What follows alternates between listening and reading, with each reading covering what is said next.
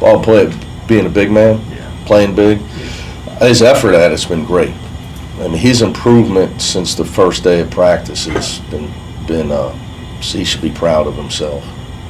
It's fun to coach a guy that's bought into something, that's got the right attitude. He's a great guy. He's trying to get better at it every day. It's just it's a line Mike Tomlin said. I try to listen to everything he says. You got to run to coaching. So here you got a guy 6'11", can run and jump, and he's a great guy, and he's got some basketball skills. So if you can't run to coach him, and he's got a great attitude, I don't know who you can run to coach. So he's trying to the constant banging when he spent most of his career outside the 3-point line is new for him. And how's that going? Good, because Steve's relentless. Steven's relentless. So you got to bang against Emerson every day, and the guys, they're both big dudes, but Stevens knows that his bread is buttered as a rebounder, physical presence. So it's like you can get away with it. It's like he's playing Tyler, who can shoot, and it's more of a skill guy. So they're making each other much better. You obviously are close with Coach Izzo. Have Yeah. you talked to him about, Booker, Xavier, and a little bit. Yeah. I mean, he just said, look, I should have done a better job with him, but I kind of get it. I mean, it was what it was. I mean, I wasn't that immersed in it, but, I talked to Matt about it, Coach Painter. The guy was 200 pounds and played behind the 3-point line in high school. He said. I mean, he did. I mean, I know it's hard to. It's kind of was his career. Then you become 6'11". Now he's 250 working with Dave, and what happens with all these kids. And Xavier's just one example. I was talking to Donnie's high school coach, Josh Giles, this morning about it driving in. You are who you are in high school. Then some guys are who they are in college. And then if you want to play in the NBA, you got to be a different guy. Okay, whether it's Xavier Booker, if you want to be good in college and have a chance to be a pro, your size has got to be a factor. So you got to learn how to bang and rim run and rebound and dunk and protect the basket, block shots. Where other guys, back in the days when I was a young assistant and had a lot of hair, Danny Fortson played at Cincinnati. He was the most prolific scorer per shot taken I've ever coached. Games of 16 for 16. Just an unbelievable shooting touch and hands. He got drafted 10th. Had no chance. He couldn't score in the NBA. He was only 6'7". Couldn't jump over anybody. Couldn't shoot over anybody. All his physical moves, those are offensive fouls in the NBA. He transformed himself into a rebounder. Made $40 million, retired, raises his kids in the northern suburbs of Cincinnati. And retired young and happy. But he transformed himself into a rebounder. So you got to become who you got to become. Who you were doesn't matter, and that's the biggest. That's who plays on. Versus who ends up maybe in Europe or who ends up on my coaching staff. You have to adjust. You can't just say, well, this is who I was in high school. It doesn't work anymore. So Xavier's making that transition, but a lot of guys, like Donnie Dent right now is one of the most dynamic offensive players in the country. But for him to play in the NBA, he's going to have to be able to pressure the ball 94 feet, be a spark plug guy for like a playoff team's second unit, and to be and develop a toughness of a small guy, Muggsy Bogues, J.J. Barea, Jose Alvarez, those kind of guys. So it's just an evolution. Your job's to try to help guys get there. But Book's been awesome to work with. Did you tell Rothstein that he can go from one free throw line to the other in 3 steps or something to that effect? What was it? Yes. I mean, theoretically, you'll see. Watch him run. I mean, the guy can, he can literally running rim to rim. He's as fast a big guy in the country. I wanted to ask about Jamar Brown. How Yeah, do you think awesome. he'll help, your three-point shooting specifically and just in general as well? Well, he can shoot. I mean, our three-point shooting is the strength of our team. Because both can shoot. We got a lot of guys can shoot. But Jamar Brown plays harder than anybody. And it just proves that you don't have to play for Kelvin Sampson or Mick Cronin or Tom Izzo or somebody like that's going to demand you play hard. Okay, because he played for Marvin Menzies, who's a friend of mine and literally one of the nicest people on earth. So, but he grew up a football player. His brother starts at linebacker for Arizona, and that's just who he is. Jamar Brown's he's a winner. I'm a huge fan of Jamar. There's two kind of players: guys that help you win, guys that don't. It's some they come in all shapes and sizes. Jamar Brown gonna help you win. Because if you don't block him out, he's getting every offensive rebound. And you don't say that about many shooters. I don't know if I've ever had a shooter where I said that about. Like, his mindset is to get every offensive rebound, which gives you that third body on the glass coming in from the perimeter. It makes a huge difference. And his effort is always like, you never have to worry about him playing hard, hustling. I mean, he's always the hardest playing guy, the hardest working guy every day. It's proof that, like, people talk about this era and guys getting paid. Well, it's just real simple. Go pay Jamar Brown. And that's what, Max is here with us now, and as he can study guys all year, he tries to try to find guys that are going to end up in the portal that are hard workers with great attitudes. The money won't change them. They're not going to take the money and party up the campus like Tracy Pearson would. Back in the day, you and I would have had some fun with $500,000. Let's try it now. So, Coach, what have you... Yeah, we're a little old, but we could give it a shot. I could have fun with that, I think. What did you learn from your first season in the Big Ten by playing that schedule to travel? Look, I have nothing but respect for the Big Ten. For me, from a career standpoint, to say that I coach in the Big East, the Pac-12, the Big Ten, it's like coaching in the old Big East. There's so many teams, you don't even know who the hell's in the league. You only play each other once. When you coach here, you're coaching to get better for the NCAA tournament. So, but there's a lot of great coaches, and it's obviously very different than playing every Thursday, Saturday, in either Mountain Time or Pacific Time. So it's very, very different.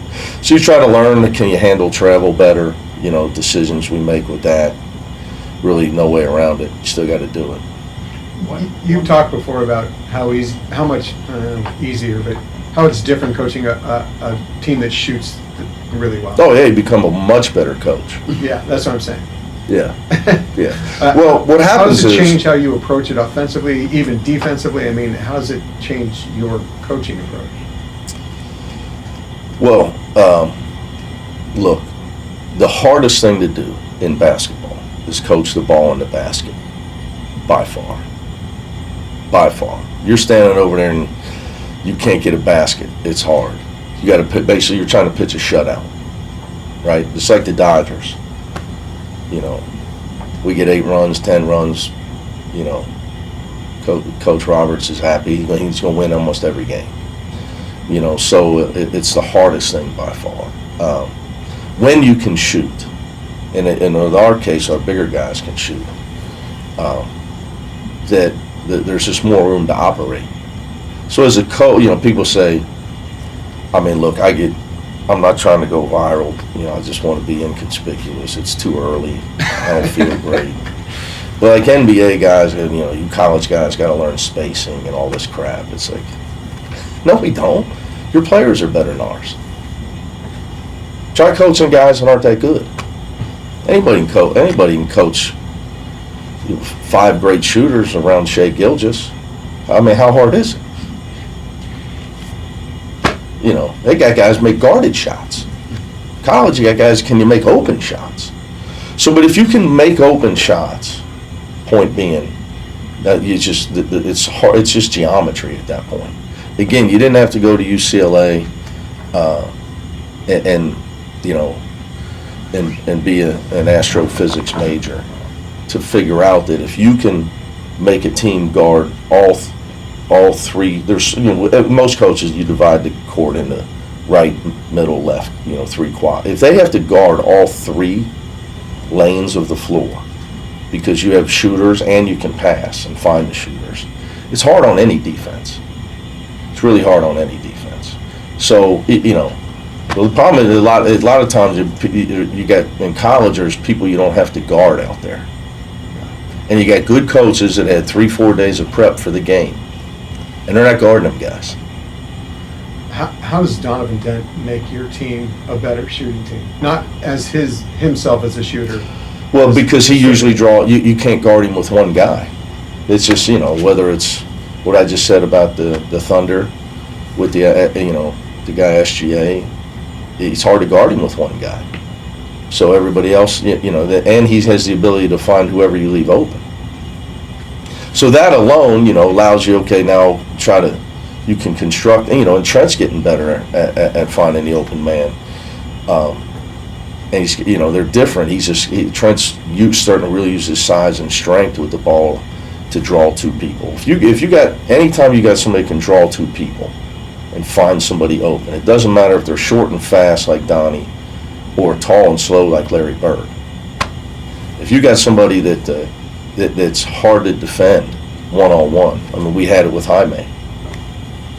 And the key was trying to teach him that when he drew the second guy to find the open man. So that's what Donnie changes. You can't guard him with one guy. You really can't. One more question about Xavier.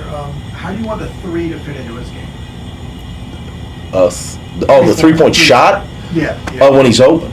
Okay. When he's open. Yeah, I mean, there's a time for it. What I would tell you, Ben, is for young guys that there's nothing, the ability to make a three is huge. It's a great thing. But he can't make it as a player if that's who he is. That's got to be something he can do. Who he is has got to be 6'11", great athlete that protects the rim, that plays above the rim. That's a great, in modern day basketball, you got to be great in the pick and roll, offensively and defensively. You got to be unbelievable, one of the best mobile big guys in pick and roll basketball and running the floor, protecting the rim, finishing above the rim. You can make a three, that's a great thing. But if that's who you are and you don't do all that other stuff, you saw where he was at Michigan State. What do you think about And that's for any young kid, with size like him. the possibility of players being granted fifth-year eligibility? Oh, it's been something I've had my eye on, I've been waiting to say this. Our front office has really been paying attention to that. Who's the front office? Myself and Max. Okay. Just wanted to clarify. Myself and Max, and my consultants at Mena Westwood. Okay.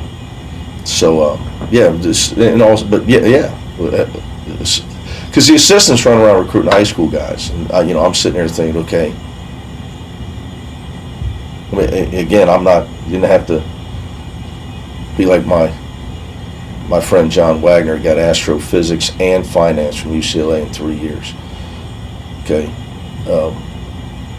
I need him to donate more money though, but that's why you plugged him, right? yes, why I plugged him, and I'm going to send this to him. But if you have X amount of dollars, which nobody knows, who knows what anybody has. We don't need to waste time on that. But re-signing Tyler Bilodeau and Donovan Dent and Sky Clark, Steve Jamerson would be much more important than re-signing 18-year-old or signing 18-year-olds if you're trying to win. So that's the limbo you're all in right now. I mean, they just tacked that limbo on to the fact of, is it revenue share or revenue share in NIL? And what's really going on with NIL, which is, you can have a whole podcast on that. That's what I want to ask. Where it is right now, NIL, we've seen it go through a lot of stages. And you've always said, you don't. I don't think it's going to hold up. I don't think that any judge is going to allow for the guys to take a cut and pay. Then if you read the ruling of the judge in the case, she clearly said that wasn't her intent was never to have these guys take any sort of cut. So I don't see how any of it can hold up legally. So NIL is pretty much. In my gonna stay, opinion, yeah. that's why I'm wearing this shirt. That was, And also, look, there's people out there that are recruiting freshmen that I know have $3 million in revenue share that are that have. Look, I have literally. It's funny, but I mean, I have a front office, me and Max, and that's we meet every day, and it's all he does. And there's people that are committing right now that have been offered $1 million. But if you only have $3 million, how did you offer the 50th ranked guy in the country $800,000? You must be thinking you're going to be able to spend $10 million. So, it'd be nice to know what the rules are. How So often, right now you got to plan for everything. But yeah, part of that is fifth year eligibility. Which, by the way, remember, Ben, Pac-12 tournament, Jaime was sitting next to me. I told you. What do they young people call it, keeping receipts? I want you to go all the way back to that press conference. Everybody looked at me like I was crazy. Oh, right. I remember. When NIL came in, I said, there's going to come a day where some kid's going to say, hold on, I want to keep playing. well, Dante was doing it then. Probably Dante. Isn't that who you talked about for Oregon? He came back, but I was just saying in general. How often do you concern the players with whatever it is, 5-year rule, NIL? How often do you talk to them about it? Yeah, we're just trying to win games. Right now, they're just trying to get better. Worry about that when the time comes. 7 of your 15 guys are from the Los Angeles, SoCal area. I think hopefully it'll always be at least that. That was something that you wanted to, Yeah, I think it's it's